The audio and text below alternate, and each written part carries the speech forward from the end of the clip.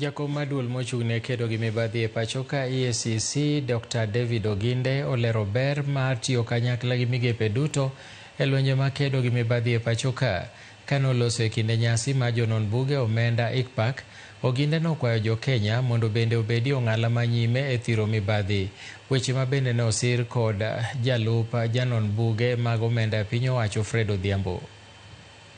If the office of the DPP finds that there is not enough evidence, they can come back and that can be discussed so that we see where are the weak areas so that we make this case watertight.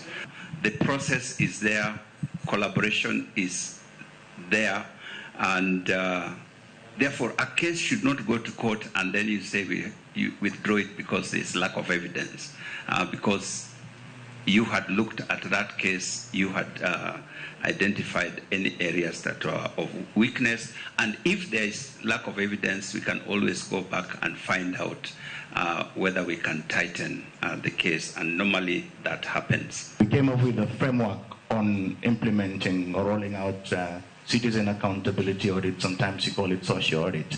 We ended up having memorandum of understanding with institutions like Transparency International and NTA. I think it's just a matter of reviving this because we've seen that audit is moving towards citizen-centric, because we cannot reach some of those far-flanking projects at the corner of, say, Turkana.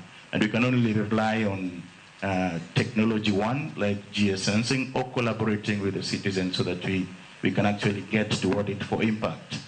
Remember, as accountants, we are the moral compass of this calling, and the calling is our profession. Again, as accountants, we are known as the stewards of public trust. And again, looking at our credo, the CPA, it stands for credibility, professionalism, and accountability. Let us hold ourselves accountable and live by that.